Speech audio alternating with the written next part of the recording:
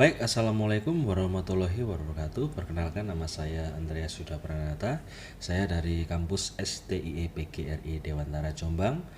Di sini saya akan menyampaikan materi studi kelayakan bisnis yang berhubungan dengan aspek teknis dan teknologi dalam kaitannya dalam pembahasan perusahaan yang kami analisa adalah perusahaan Waterpark.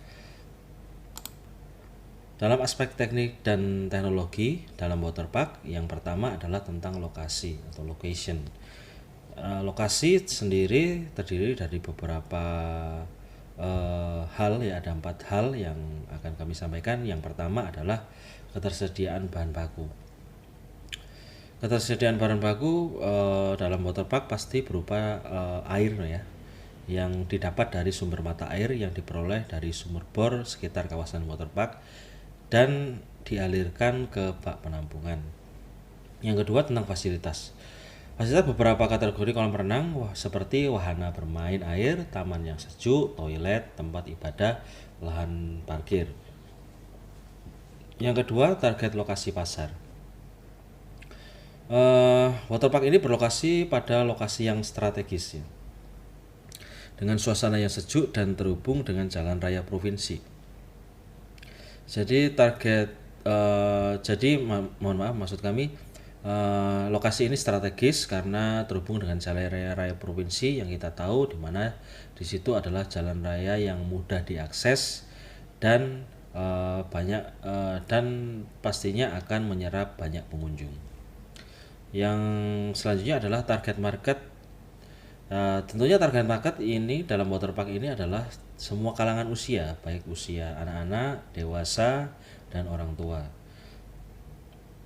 Dan bertujuan untuk menjadikan rekomendasi tempat wisata untuk keluarga. Ya, jadi ini adalah bukan hanya sarana berolahraga, tetapi juga sarana untuk tempat berwisata untuk keluarga. Yang ketiga, ketersediaan tenaga kerja. Sebagian tenaga kerja merupakan dari masyarakat lokal. Hal ini bertujuan untuk memberi peluang pekerjaan. Tentunya masyarakat lokal diberi kesempatan yang lebih besar untuk berkontribusi langsung dalam usaha waterpark ini ya. Jadi kesempatan bagi warga sekitar mendapat kesempatan yang lebih besar, dan ini menjadi kesempatan yang baik dan kabar baik untuk masyarakat sekitar. Dan selanjutnya tentang ketersediaan fasilitas transportasi. Lokasi waterpark sendiri memiliki lahan parkir yang luas dan dilengkapi sistem keamanan seperti CCTV, pos pantau, atau security. Jadi hal ini dimaksudkan supaya pengunjung tetap merasa aman dan nyaman dengan lokasi parkir yang tersedia, dengan kamera pengawas yang ada dalam setiap sisi lokasi waterpark.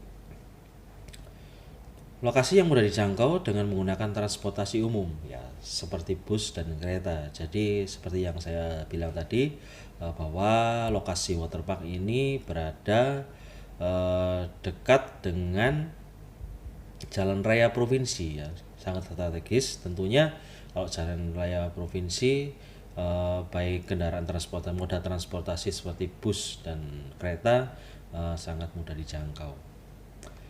Dan selanjutnya tentang production atau produksi. Bahan dasar yang digunakan yaitu pastinya sumber mata air ya, air dari sumber mata air dari sumur bor yang tersedia di sekitar waterpark.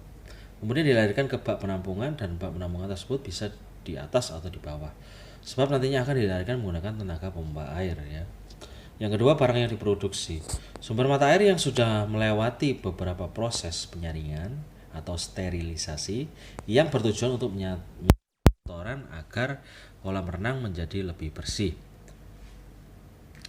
Fasilitas wisata seperti wahana bermain air yang sesuai SOP dan taman bermain untuk menambah kepuasan pengunjung. Kolam renang yang memiliki berbagai kategori, tingkat kedalaman yang berbeda-beda ya. Tentunya seperti kolam renang pada umumnya, ada bukan hanya terdiri dari satu kolam renang, tetapi terdiri dari beberapa kolam renang dengan tingkat kedalaman yang berbeda-beda. Tentunya anak-anak dan dewasa memiliki tingkat kedalaman yang berbeda-beda. Dan yang terakhir, tempat yang selalu terjaga kebersihannya ya. Jadi waterpark akan mengusahakan kenyamanan dan keamanan pengunjung akan menjadi salah satu hal yang paling utama untuk diusahakan supaya pengunjung tetap nyaman dan aman. Selanjutnya peralatan mesin yang digunakan ya, peralatan yang digunakan adalah pompa air diesel ya, dan bak penampung atau disebut dengan ground tank. Mesin penyaring atau sterilisasi terdiri dari 1 sedimen karbon, 2 sedimen filter tahap pertama. Tahap kedua, penyaringan menggunakan alat berupa mixer tank dan hidropon. Selanjutnya, jumlah karyawan yang digunakan. Jumlah karyawan yang akan digunakan sebanyak sekitar kurang lebih terdiri dari 15 karyawan. Nah, karena nantinya berdiri di atas tanah seluas 2,5 hektar ya, kurang lebih 15 karyawan atau lebih ya.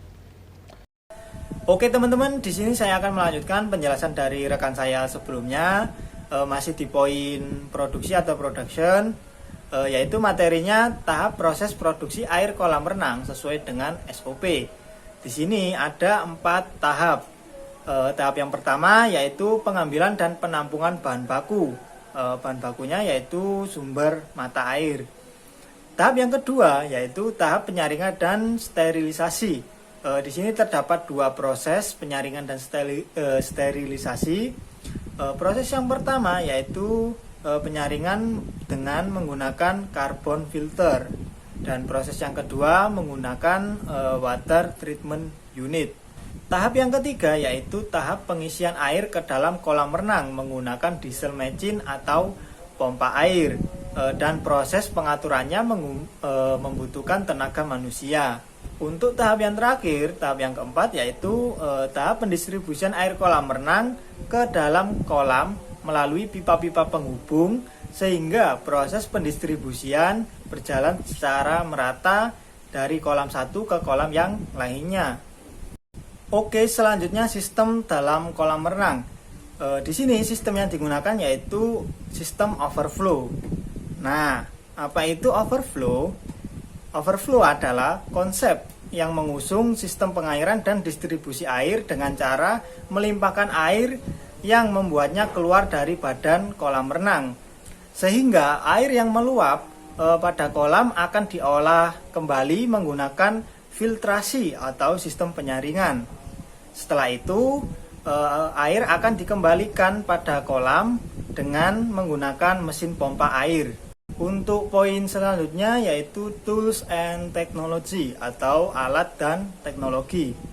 Di sini yang pertama ada kemampuan tenaga kerja menggunakan teknologi.